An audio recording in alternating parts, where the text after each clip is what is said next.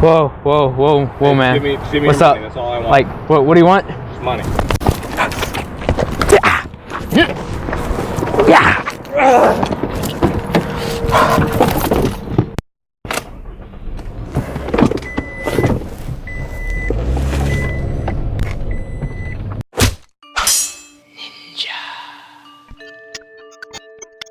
Hey guys, it's Sensei George here, and today I'm going to be showing you how to deal with a knife attack while you're approaching your car. So while you're approaching car, the most important part is to actually be environmentally aware. But as we all know, it is extremely stressful to be environmentally aware 24/7. It's almost practically impossible. So there are instances in which you'll drop your guard, and this is preparing you to be able to deal with it. So when you're approaching your car, you do want to scan as much as possible. And one thing you want to use with the aspect of ninjutsu is to be able to use the reflectivity of your windows to be able to see behind you as well. So in this instance, as I'm approaching my car, and I would have normally got to get the key in, and I'm on my business, I noticed there's a knife to my back. Okay, this is an extremely scary scenario. Depending on what they ask for, this is how you determine what you want. If they just want some money, try and talk them down, de-escalate the scenario, and escape if possible. But if they start telling you to get in the car and escort them, different things like that, everything changes. That they're moving you to a secondary crime scene. It's extremely dangerous and you don't want to take that risk.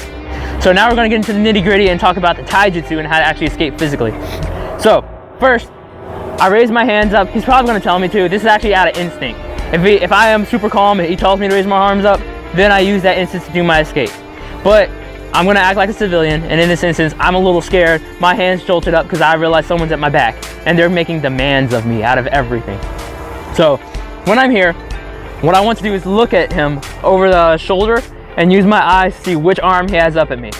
Out of my peripherals, I can see his left arm is down, his right arm is up with the knife in my hand or whatever's to my back. It could be a gun, by all means. I don't know what he has, but I have to act appropriately and get offline. So with that first part of me having my hand up and I look over, I still can't see the knife, but what I do here is I drop back and I clear the arm by moving my arm at a 45-degree angle. This ensures that I hit his arm. If I tell you to come out and move horizontally, I can come over the arm and miss it. I can come under the arm and miss it. But what I do is I maximize that area by keeping a 45-degree angle. And sometimes that happens. You may actually dislodge the knife. Look how far that went. And that's just one single movement of just getting offline with a good karate side block at times and watching it fly out of his hand and come in for that counter. So from here, as I do this drop and clear the arm, I now know he has a knife or if he has a gun. Both instances, I have to disarm or defang the snake to make sure that it doesn't come back in and hurt me. If he pulls it back, which he's getting ready to because now it's a knife and he's coming in for that thrust, I move offline and I hammer the hand repeatedly. What I want you to imagine to make sure that this is right, because most people aren't comfortable hitting other people. You need to imagine that this is a lightning bolt from the heavens, demanding punishment on a soul to try to harm you. And just drive that in as hard as physically possible to make him dislodge a knife. So upon him dislodging the knife, this hand comes up, grabs his thumb pad. From here, I step underneath, raise over, and chop in. Okay? From here, because his arm is tight, if I just twist my body, this will break his elbow and pull it like right out of the elbow socket. So it will actually break the elbow from that posture there. Now, we'll talk about a few different instances of what may happen depending on his elbow placement. If it's low and I can get this, it'll break the elbow. If it's high, I would actually just throw him down with ate nage, which is a very popular Aikido throw as well. But there will be the instance in dealing with the hand, and if I come to go underneath of it and twist, that it stays out straight. If it stays out straight, don't worry, the technique's not gone. All you have to do is torque it. And what this does is send a spiral fracture from his wrist to his elbow, and it'll shatter those bones. Now, let's talk about my entry on this technique though, is that when I have the arm out, I don't just like lift the arm up, step under, and twist down. To activate this technique, I need to come under and bring the arm with me. Lift up, stay tight. It's here. From here, I have my technique. And that's how I can dislodge and then hop in my car and get away as fast as possible. I'm not trying to keep the fight going. I'm not trying to stomp his head out on the ground afterwards. I just broke his arm, I threw him on the ground. Even if I just threw him on the ground, I'm trying to disengage and get out of there. get in your vehicle, lock the doors, drive away.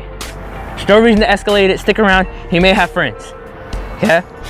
So, question. So what if the knife is placed at a different angle? So say I had it underneath your rib cage, or if I had it like behind your neck, what would you do? Okay, so if it was behind my rib cage, same thing. I have to look up and I ask you questions.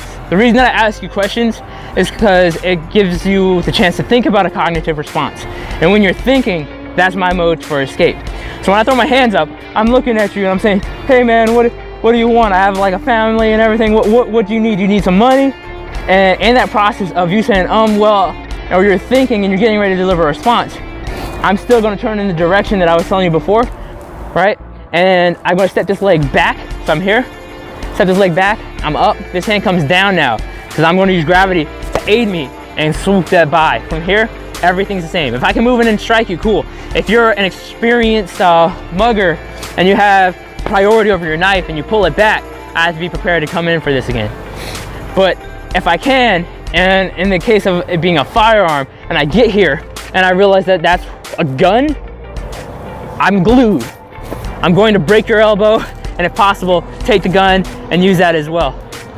But in this instance, it's a knife, everything still works. But we're focusing on a technique called atenage, which does have street applications. It just depends on the situation that you're in, okay? So there's that, and behind the neck, okay? Even if it's behind the neck, my hand comes up 45, just like I did before. Possible disarm right then and there. Depending on your stance, you have groin kicks, punches to the face, etc. But again, I strike you and I try to get out of there. If I can get a solid groin kick and you're holding your nuts on the ground and I can get out, that's me already winning. Yeah? So those covers most of those instances. And there may be the instance in which your opponent might think about bum rushing you, okay? It's a thing, it's a real threat. So if I was here and I was coming into the car and he approaches that knife and I do this and I still clear out, I have to worry about this bum rush, okay? First of all, I'm not someone that's highly inexperienced, so my feet aren't together. If your feet are together, this is the worst thing that can happen because now you're easy to topple. I was already in a fighting stance when I turned around and realized something was up. So when that happened and I cleared out this way, he's coming in and Kevin, if you move around, I went and braced him as ready to fight. Yeah? The cool part about this is that he's using all of his body and I have one arm still free. So he's coming in for that bum rush. I slide this arm over, I slam into the ear as hard as I can with an open hand, repeatedly striking down until that's clear, kick, be mindful of where the weapon is, and still try and get out of there if possible.